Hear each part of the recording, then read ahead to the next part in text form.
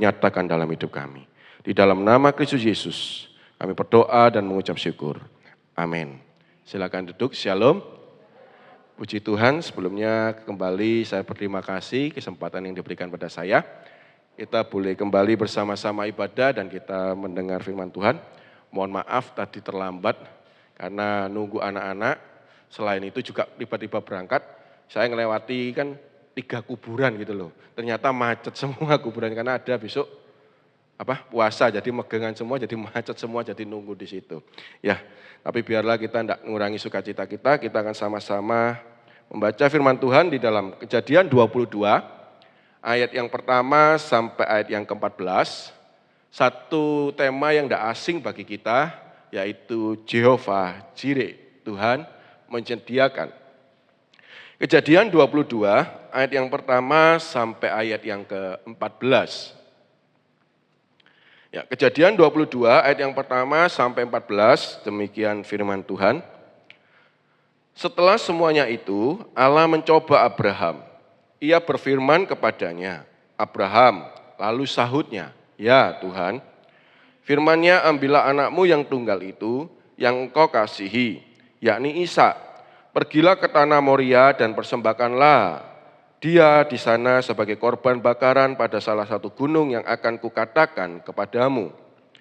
Keesokan harinya pagi-pagi bangunlah Abraham, ia memasang pelana keledainya dan memanggil 2 orang bujangnya beserta Ishak, anaknya. Ia membelah juga kayu untuk korban bakaran itu, lalu berangkatlah ia dan pergi ke tempat yang dikatakan Allah kepadanya. Ketika pada hari ketiga Abraham melayangkan pandangnya, kelihatanlah kepadanya tempat itu dari jauh. Kata Abraham kepada kedua bujangnya itu, "Tinggallah kamu di sini dengan keledai ini, aku beserta anak ini akan pergi ke sana dan kami akan sembahyang. Sesudah itu kami kembali kepadamu." Lalu Abraham mengambil kayu untuk korban bakaran itu dan memikulkannya ke atas bahu Ishak anaknya, sedang di tangannya dibawanya api dan pisau. Demikianlah keduanya berjalan bersama-sama. Lalu berkatalah Ishak kepada Abraham ayahnya, "Bapa," sahut Abraham. "Ya anakku," bertanyalah ia, "di sini sudah ada api dan kayu, tetapi di manakah anak domba untuk korban bakaran itu?" Sahut Abraham, "Allah yang akan menyediakan anak domba untuk korban bakaran baginya, anakku." Demikianlah keduanya berjalan bersama-sama. Sampailah mereka ke tempat yang dikatakan Allah kepadanya, lalu Abraham mendirikan mezbah di situ, disusunnyalah kayu, diikatnya Ishak anaknya itu, dan diletakkannya di mezbah itu di atas kayu api. Sesudah itu Abraham mengulurkan tangannya, lalu mengambil pisau untuk menyembelih anaknya. Tetapi berserulah malaikat Tuhan dari langit kepadanya, "Abraham, Abraham," sahutnya, "Ya Tuhan." Lalu ia berfirman, "Jangan bunuh anak itu dan jangan kau apa-apakan dia, sebab telah ku ketahui sekarang bahwa engkau takut akan Allah dan engkau tidak segan-segan untuk menyerahkan anakmu yang tunggal kepadaku."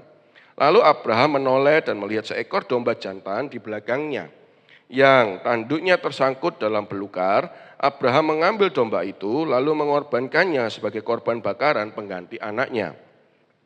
Dan Abraham menamai tempat itu Tuhan menyediakan. Sebab itu sampai sekarang dikatakan orang, di atas gunung Tuhan akan sediakan. Amin. Bapak Ibu Saudara sekalian, saya sempat beberapa kali ketika jalan-jalan di mal ketemu yang namanya Bapak Presiden Jokowi. Kalau tidak salah peringatan saya itu tepatnya 3 kali.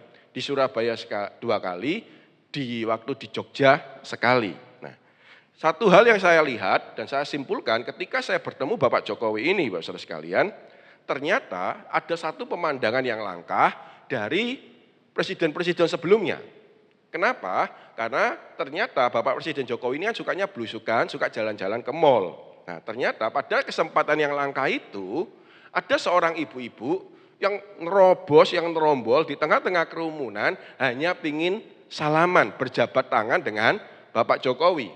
Nah, dari jauh saya memperhatikan ketika perempuan itu salaman dengan Bapak Jokowi, tiba-tiba setelah salaman, dia keluar sambil ketawa-ketawa dan senyum-senyum.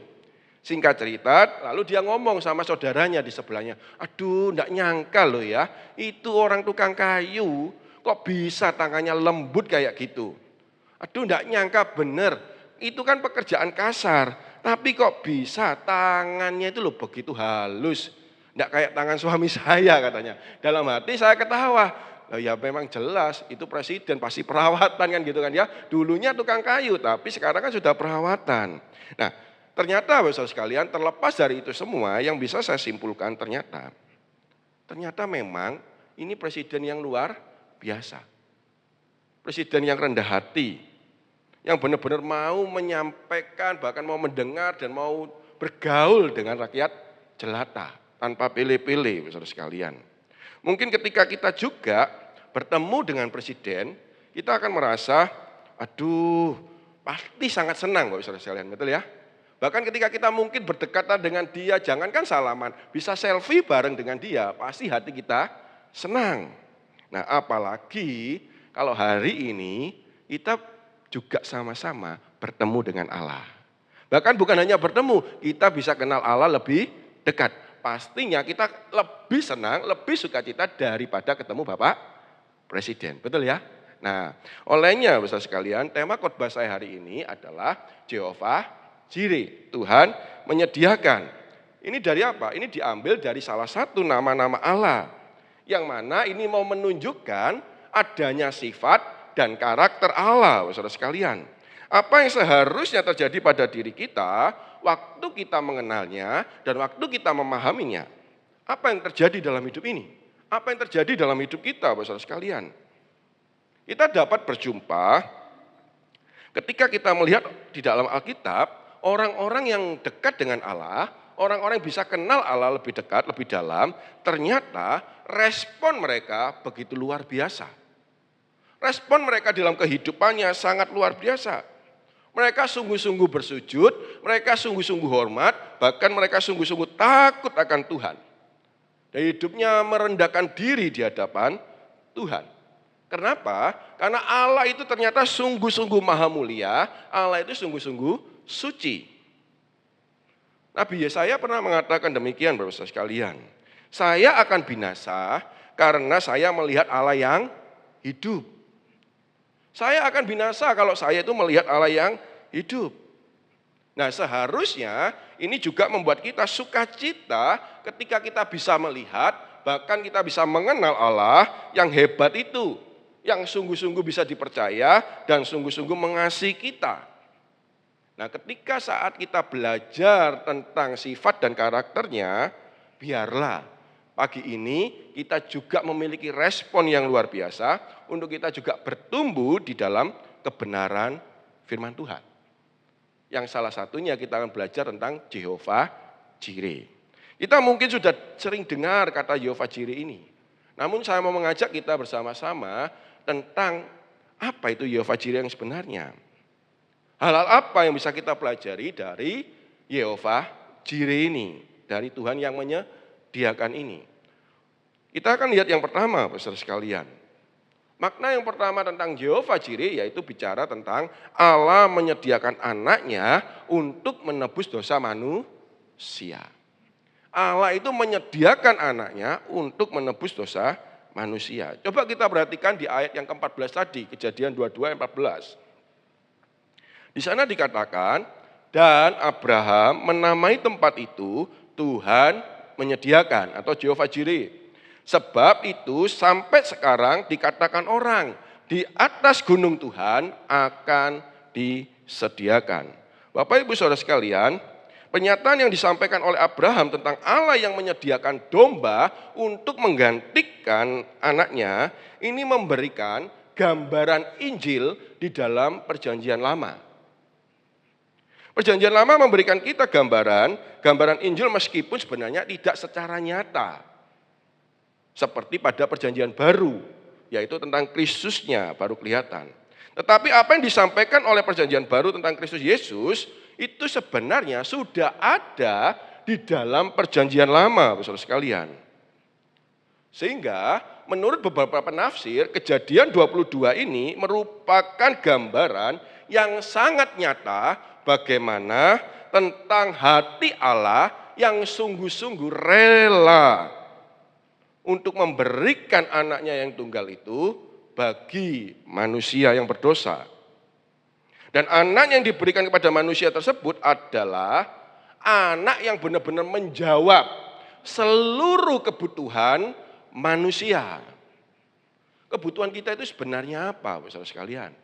Kalau kita benar-benar mau koreksi diri, kita mau berefleksi diri, kebutuhan kita sebenarnya memang kita perlu makan, kita perlu minum, kita perlu sandang, pangan, dan papan. Tetapi kalau kita punya itu semua, tetapi kalau hidup kita binasa kan untuk apa juga? Karena kan kita mempercayai dalam iman kita bahwa tidak ada satu manusia pun yang hidup benar. Semua manusia sudah berdosa dan telah kehilangan kemuliaan Allah. Jadi kalau kita punya segalanya isi-isi dunia, tapi kalau kita tidak punya penebusan, kita tidak punya keselamatan untuk apa? Olehnya, di dalam perjanjian lama ini kita bisa melihat, di dalam khususnya kejadian 22 ini, anaknya itu diberikan untuk kita sebagai penjawab kebutuhan kita yang utama. Apa itu? Kebutuhan akan keselamatan. Kebutuhan untuk menebus hidup kita dari dosa, saudara sekalian. Kebutuhan untuk menjawab seluruh pergumulan manusia tentang kematian, tentang kehidupan yang kekal. Nah, waktu Allah menyediakan anaknya atau Yesus Kristus ini, itu sebenarnya cukup untuk memberikan jawaban bagi seluruh kebutuhan umat manusia, saudara sekalian. Karena kebutuhan paling hakiki dalam hidup manusia ini adalah kebutuhan tentang jawaban tentang dosa. Siapa yang menebus dosaku? Karena tidak ada satu manusia pun yang sanggup membayar dosanya. Itu sebabnya Bapak Saudara sekalian, gambaran Injil yang ada di dalam Kejadian pasal 22 yang tadi kita baca, ini menggambarkan betapa luar biasanya Allah yang rela anaknya itu diberikan kepada manusia. Yang diminta Allah kepada Abraham itu kan adalah anak tunggalnya, anak yang dikasihinya. Yaitu siapa? Isa, anak tunggalnya yang dikasihnya. Kata tunggal di sini itu sama dengan Yohanes 3:16. Karena begitu besar kasih Allah kepada dunia, ia memberikan anaknya yang tunggal. Tunggal ini sama, monogenis Bapak Saudara sekalian. Yang menunjukkan apa? Yang menunjukkan ini loh benar-benar anak yang unik. Anak satu-satunya yang spesial. Yang diberikan untukmu dan untukku. Yang sebenarnya kita itu tidak mau dekat dengan Allah. Tetapi tetap diberikannya. Bukankah itu luar biasa, saudara? Makanya kalau Bapak Ibu perhatikan di dalam Kejadian 22 ayat yang kedua, di sana kan dikatakan begini. Oh belum, Kejadian 22 ayat 2. Mundur. Nah, Kejadian 22 ayat 2 katakan begini. Firman-Nya, ambillah anakmu yang tunggal itu, yang engkau kasihi, yakni Ishak. Pergilah ke tanah Moria dan persembahkanlah dia di sana sebagai korban bakaran pada salah satu gunung yang akan kukatakan kepadamu. Kalau Bapak Ibu perhatikan di sini ada dua frase yang ditekankan, yaitu apa? Anaknya yang tunggal dan anaknya yang dikasihi, anak yang kau kasihi itu. Seperti yang tadi saya katakan, kata tunggal di situ menjelaskan hanya Ishak, tidak ada yang lain. Sama seperti juga Allah, anaknya itu siapa? Hanya Yesus, tidak ada yang lain. Anak perjanjiannya siapa? Ya juga hanya Ishak. Walaupun Abraham itu punya beberapa anak, tetapi anak tunggal, anak perjanjian, anak yang dikasih itu cuman Ishak. Anak unik, anak monogenis itu cuman Ishak, Bapak Saudara sekalian. Kenapa? Karena Abraham ini kan telah lama menanti. Selama 25 tahun sejak kitab Kejadian, kalau Bapak Ibu baca di pasal 12, ketika Abraham dipanggil itu kan usianya 75 tahun. Ketika dia mulai hidup bergulat dengan Allah.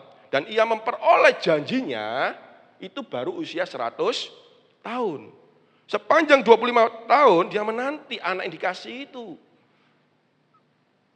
Proses mendapatkan Ishak itu bukan proses yang mudah, yang cuma bim salabim, enggak.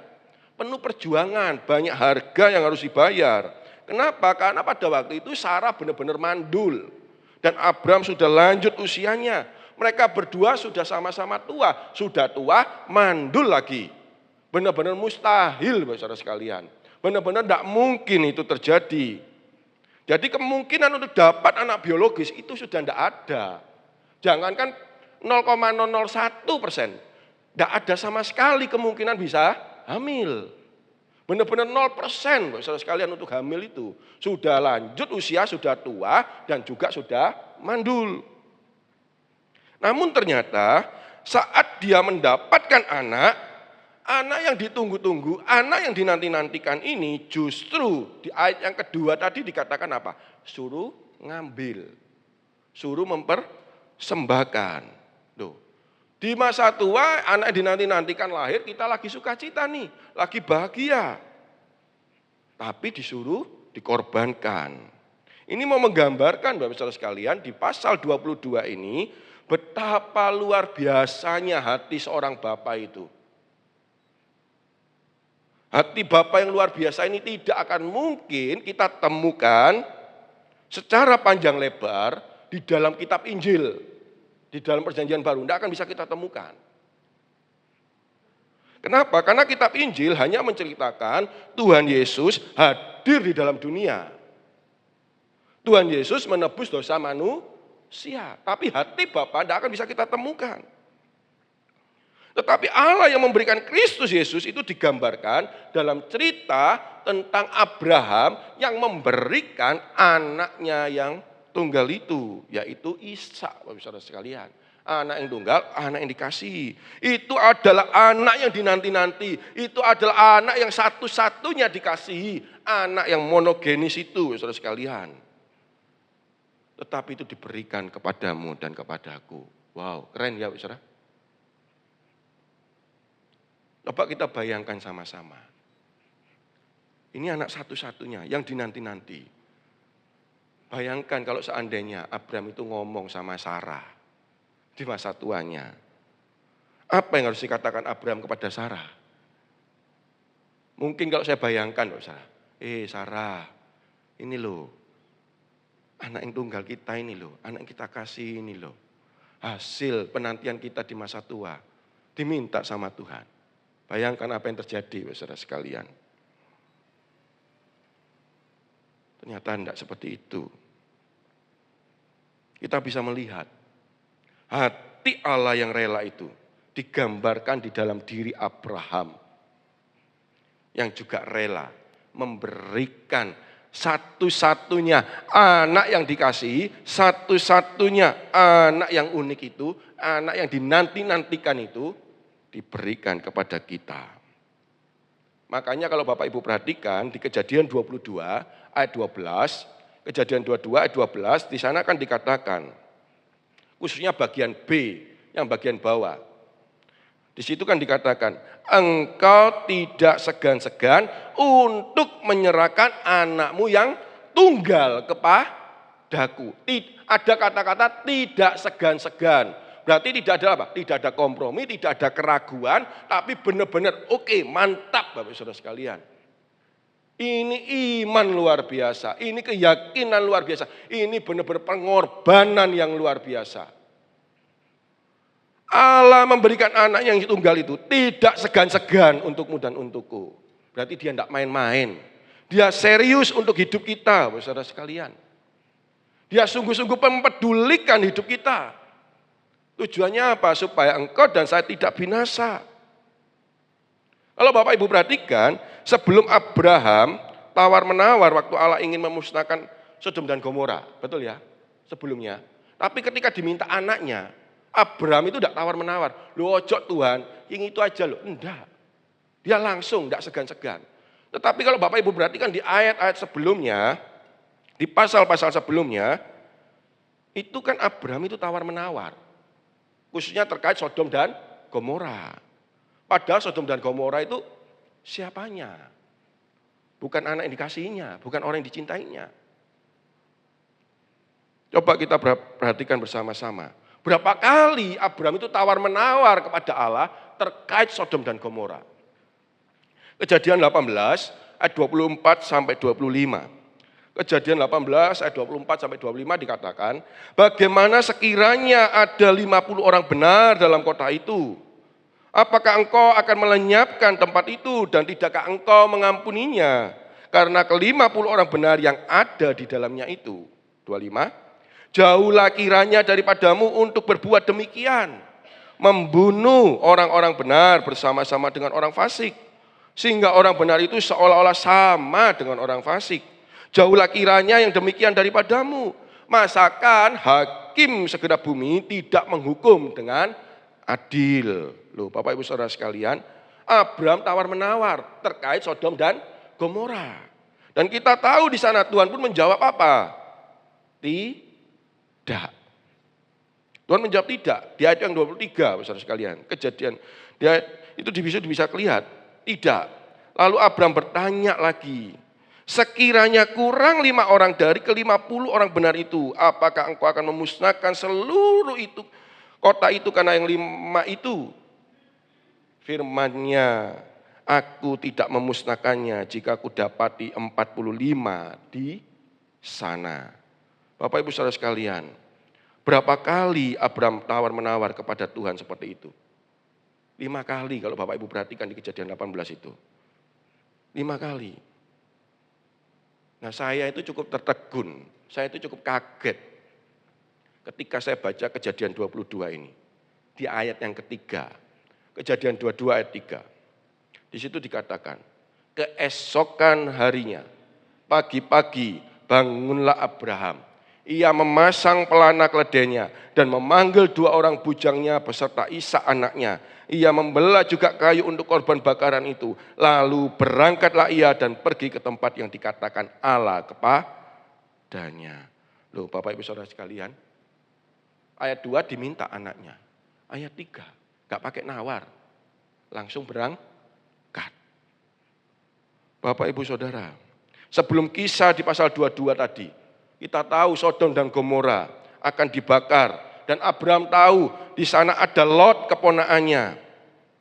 Dan apa yang dilakukan Abraham? Abraham itu minta kemurahan Allah, minta belas kasihan Allah. Abraham tawar-menawar kepada Allah supaya apa? Supaya jangan sampai Allah itu menghukum.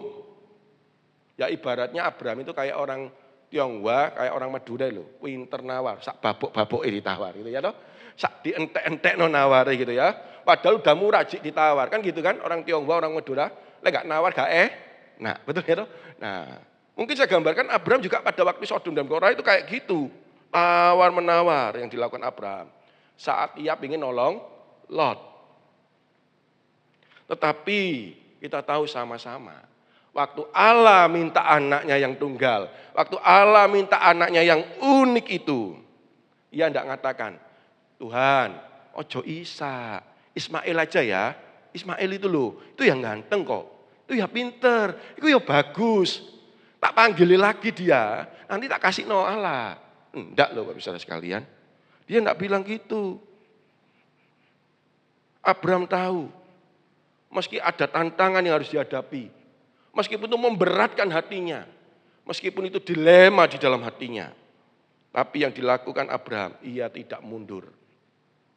Ia tetap maju, memberikan apa yang Allah minta. Seperti sebuah pujian itu loh Bapak. Ya Bapa, ku panggil engkau ya Bapa. Waktu Bapa memberikan dan menyediakan anaknya yang tunggal itu sebenarnya juga cukup untuk memenuhi kebutuhan manusia. Dia juga tidak segan-segan. Dia tidak pernah tawar-tawar. Nanti ayat tak kasih yang lain ya, ojo Yesus. Enggak. Anaknya yang tunggal itu diberikan untukmu. Supaya apa? Menanggung murka Allah di kayu salib. Supaya apa? Dia diabaikan oleh Allah Bapa itu. Makanya di atas kayu salib Yesus berteriak, Eli, Eli lama sabatani. Tapi di ayat yang ke-7 Yesus berkatakan, ke dalam tanganmu kuserahkannya aku. Tidak ada pemberontakan. Yang ada cuman kerendahan hati, ketulusan dan ketaatan. Bapak Ibu Saudara sekalian, ketahuilah, ketaatan yang disertai tawar-menawar, ketaatan yang disertai dengan sungut-sungut dan omelan, itu sama dengan ketidakketaatan. Hari ini ketika Tuhan menantangmu dan menantangku, baik dalam apapun pergumulan hidup ini, jangan pernah tawar-menawar dan sungut-sungut. Tuhan sudah sediakan, Tuhan sudah berikan anaknya yang tunggal. Amin. Setuju katakan amin Bapak Saudara sekalian. Yang kedua, apa yang bisa kita pelajari dari nama Jehovah Jireh ini, Tuhan menyediakan. Yang kedua adalah Allah melihat. Allah melihat. Coba kita lihat di sana Saudara sekalian. Waktu kita lanjutkan lagi kisahnya ya. Kalau Bapak Ibu lihat pada ayat-ayat selanjutnya. Bukankah akhirnya Abraham itu diberkati luar biasa bukan?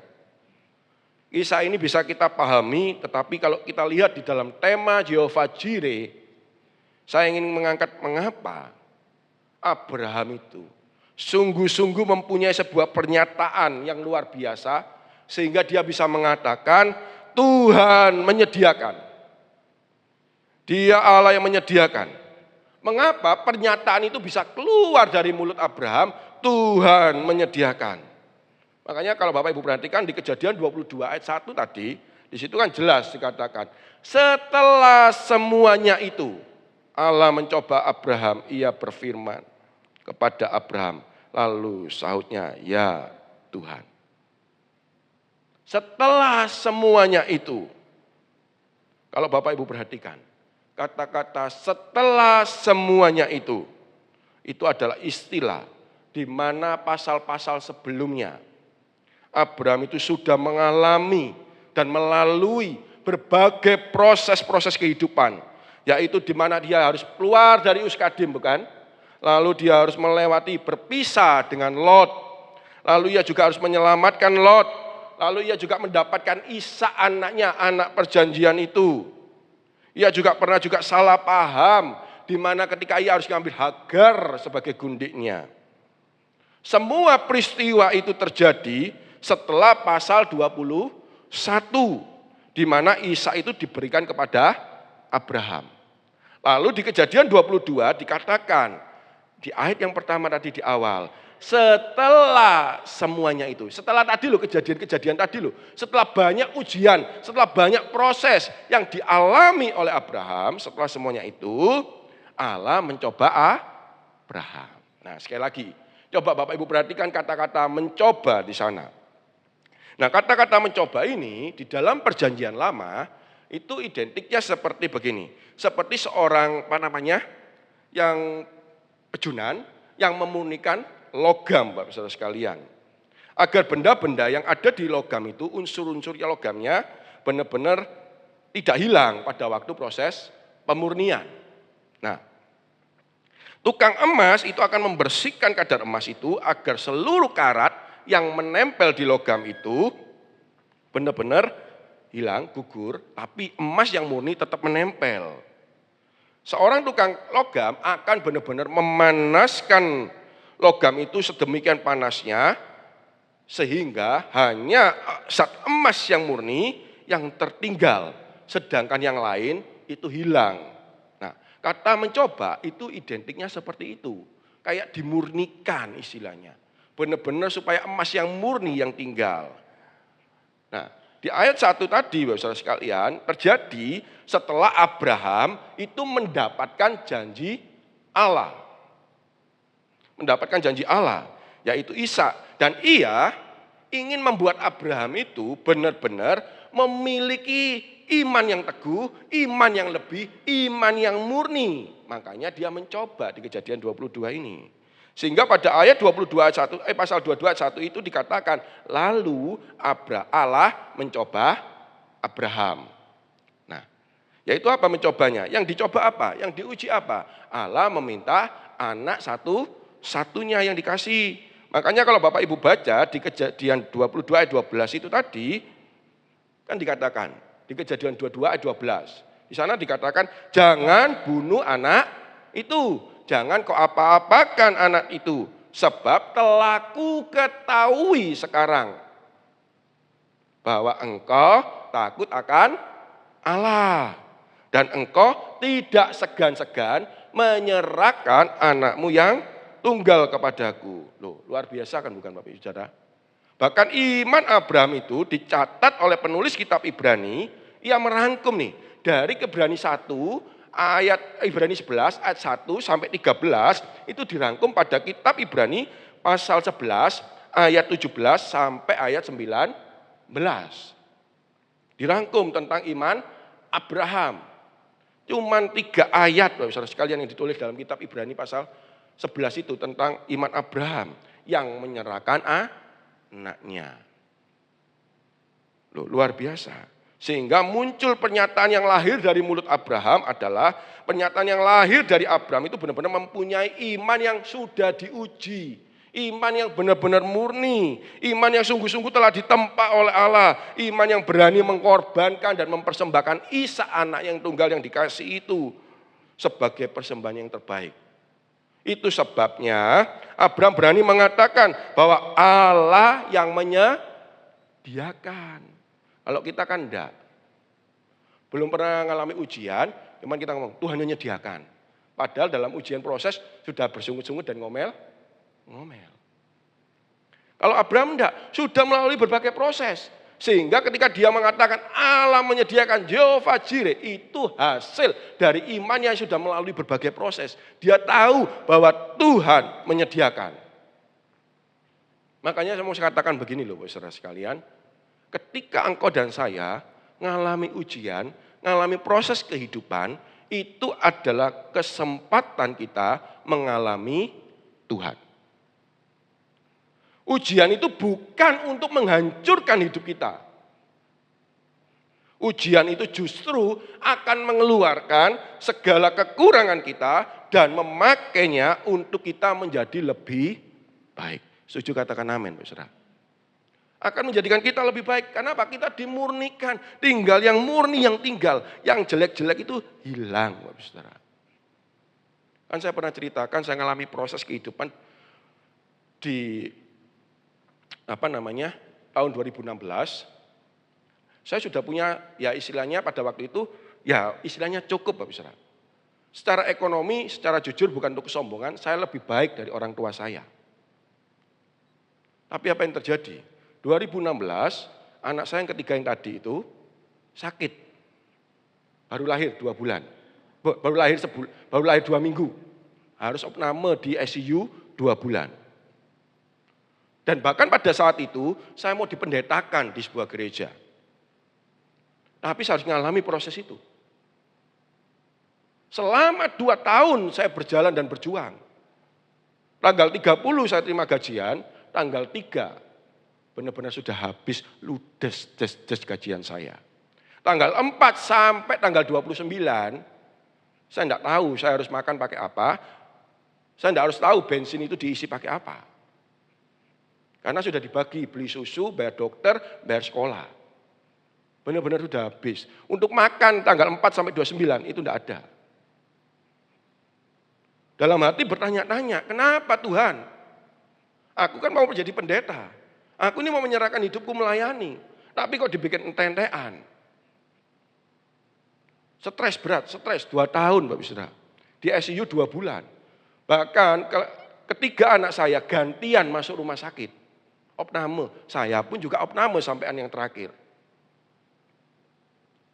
Tetapi ketika saya tahu, di dalam proses itu saya melihat bahwa itu bukan untuk menghancurkan hidup saya, tapi justru mengeluarkan hal-hal yang buruk dari saya bisa menikmatinya dengan sukacita. Saya bisa mengucap syukur dalam segala hal. Di dalam proses itu ternyata memang Tuhan izinkan terjadi supaya apa? Kesombongan saya dibuang. Tegar tengkuk saya dibuang. Supaya saya diajar rendah hati. Supaya saya diajar benar-benar berjalan dengan iman. Menghidupi apa yang saya tahu di sini. Secara teologis pada waktu itu saya masih kuliah S2. Nah saya diajar untuk menghidupi apa yang kau tahu, yang kau kenal dalam pengetahuan teologismu. Bagaimana engkau memiliki pengalaman hidup itu secara nyata. Bagaimana engkau mempraktekannya? Jadi bukan hanya sekedar tahu, tapi kau juga harus melakukannya. Bagaimana? Nah ini loh prosesnya.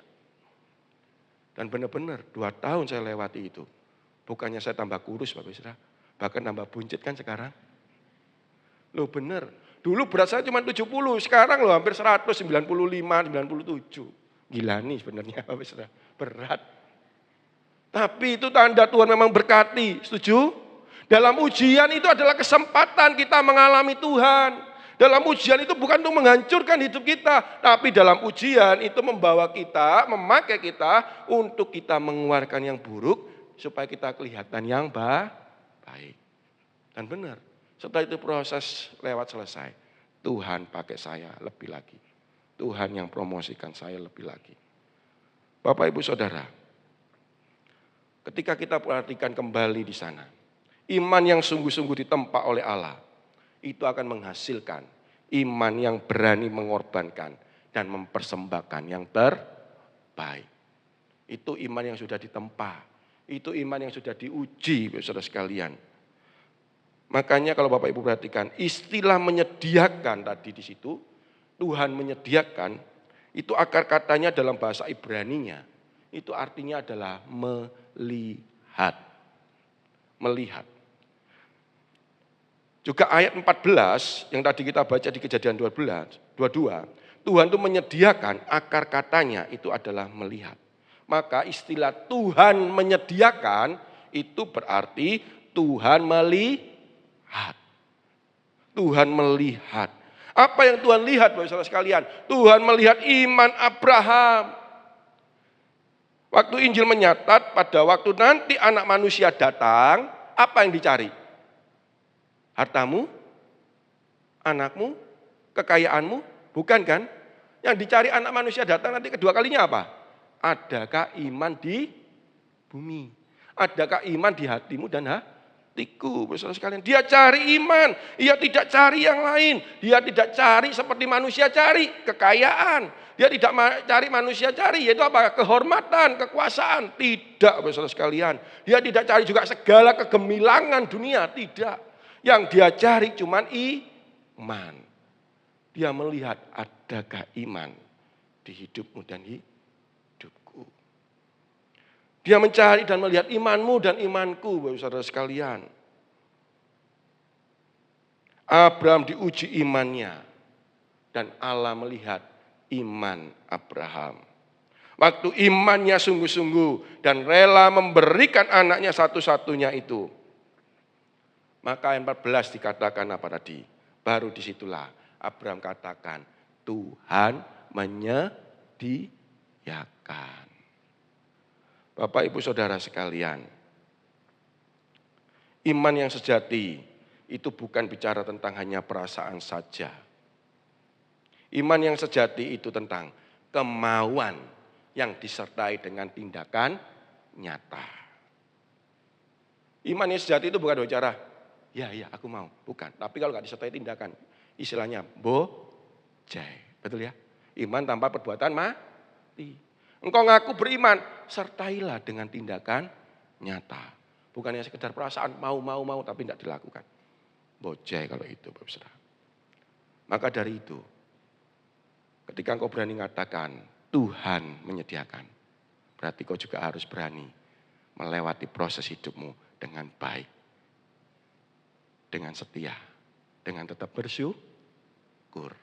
Setelah itu selesai, kau akan berani katakan Tuhan menyediakan. Karena Tuhan tidak pernah tinggalkan. Yang terakhir, yang ketiga, saudara sekalian. Apa arti tentang Jehovah Jireh yang ketiga? Yang bisa kita mengerti. Yang ketiga. Bapak, Ibu, Saudara, hari ini beranikah kita mengatakan Jehovah Jireh? Beranikah kita mengatakan Tuhan menyediakan?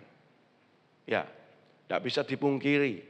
Seringkali kalau kita lihat, banyak orang-orang, bahkan orang-orang Kristen, bersembunyi di balik kata-kata ini sebagai jargon rohaninya. Beberapa orang mengatakan bahwa Allah itu adalah Allah yang menjawab doa. Kenapa? Karena seringkali beberapa orang itu mengartikan Jehovah Jireh itu secara keliru. Karena tidak melihat konteksnya, Bapak Saudara sekalian. Memang perkara Allah menjawab doa itu adalah hak dan wewenang Allah sepenuhnya. Dan orang percaya itu memang diberi anugerah untuk boleh meminta kepadanya, Bapak Saudara sekalian. Tetapi kalau kita perhatikan, istilah Jehovah Jireh itu bukanlah istilah yang membuat kita meminta kepada Allah, lalu berseru kepadanya, lalu Allah itu menjawab setiap apa yang kita minta. Bukan itu maksudnya, saudara sekalian. Istilah Jehovah Jireh adalah ungkapan dari Abraham saat imannya itu sungguh-sungguh telah dilihat oleh Allah. Beranikah kita mengatakan Allah melihat atau Allah menyediakan untuk saya hari ini? Kalau kita tidak pernah mengalami ujian, kalau kita tidak berani mengalami pengorbanan. Allah yang menyediakan itu bukan hanya menjawab doa saja, saudara sekalian. Tetapi harus berani kita juga menunjukkan kita itu mengasihi Allah sampai menyerahkan diri kita. Ketika kita berani seperti itu, barulah engkau berani dan berhak katakan Tuhan menyediakan. Pengenalan yang benar akan Allah itu harusnya membuat kita memiliki juga sikap yang benar terhadapnya. Jadi tidak asal ngatur-ngatur Allah, lalu ngeklaim Allah dengan berkatakan Jehovah Jireh, Tuhan menyediakan, pasti sediakan. Tuh, belum mengalami ujian, belum mengalami proses, sudah berani-berani ngeklaim. Ini yang keliru, saudara sekalian. Allah itu sudah menyediakan yang terbaik bagimu dan bagiku. Yaitu melalui apa? Yesus yang ada di atas kayu salib itu diberikannya kepadamu dan kepadaku. Inilah bukti nyata bahwa Allah itu menyediakan untuk kita. Namun apakah Allah itu benar-benar yang kita katakan dengan iman kita bahwa Dia itu melihat kita, Dia yang menyediakan kita yang terbaik. Pikir kita kan menyediakan yang terbaik itu apa? Kalau punya uang, sakit sembuh, betul ya? Atau punya kekayaan, bangkrut, tiba-tiba kaya raya lagi. Kita kan pikirnya menyediakan yang seperti itu yang terbaik. Padahal bukan yang seperti itu. Abraham berani mengatakan Allah yang menyediakan karena ia melakukan dan menyerahkan anaknya yang tunggal, anaknya yang dikasihinya itu di dalam perjalanan imannya. Makanya di dalam Ibrani 11 itu menceritakan tokoh-tokoh iman yang hebat, tokoh-tokoh iman yang luar biasa, yang mana tokoh-tokoh itu telah berani bayar harga, berani menyerahkan seluruh hidupnya, berani menunjukkan segala tindakannya sebagai bentuk bahwa mereka mengasihi Allah sepenuhnya dalam hidup mereka. Hari ini, saudara sekalian, beranikah kita mengatakan Allah menyediakan? Kalau misalnya yang diminta Allah kepadamu loh, padahal cuman waktumu, padahal yang diminta cuman talentamu, padahal yang diminta mungkin cuman harga dirimu. Tapi kita kadang-kadang ngomong, Tuhan, hitung-hitungan dengan Tuhan. Tapi kita berani-berani katakan Allah menyediakan. Bapak, Ibu, Saudara, beranikah kita katakan Allah menyediakan kalau waktu kita diminta Allah, ayo berikan yang terbaik untuk pembangunan gereja. Lalu ngomong, kok enak, sik butuhku jek akeh. Beranikah kita mengatakan Allah menyediakan, padahal waktu kita ayo bantu pelayanan, sik Bu, sik Pak, di rumah repot, cucuku rewel, tidak ada yang jaga, belum bisa aku pelayanan. Tapi masihkah berani kita mengatakan Allah menyediakan? Bapak, Ibu, Saudara sekalian, ketika saya menyiapkan khotbah ini, jujur secara hati saya takut, Bu Saudara. Saya merasa takut. Mengapa takut? Karena apakah benar Allah itu melihat iman saya? Apakah benar iman saya ini benar-benar iman yang benar-benar berani menyediakan dan memberikan yang terbaik untuk Tuhan? Apakah benar iman saya ini adalah iman yang benar-benar rela dan tidak pernah hitung-hitungan dengan Tuhan? Tidak pernah pilih-pilih dengan Tuhan? Apakah iman saya benar-benar berani mengatakan, Tuhan apa yang kau minta berani aku berikan? Apakah benar-benar iman saya berani katakan, Tuhan apa yang kau minta aku tidak akan pernah tolak? Bapak Ibu Saudara, saya khawatir kita ini adalah orang yang suka hitung-hitungan dengan Tuhan. Betul ya? Saya sempat beberapa kali diuji, saudara. Sorry katakan, sempat kali beberapa diuji. Dan itu membuat dilema hati saya. Diundang gereja A, tiba-tiba dapat 2 hari diundang gereja B. Ya, maaf tuh sih. Gereja yang ini mungkin lebih besar gerejanya. Dan lebih mungkin lebih itu dilema. Tapi saya bersyukur. Tuhan selalu ingatkan hati saya.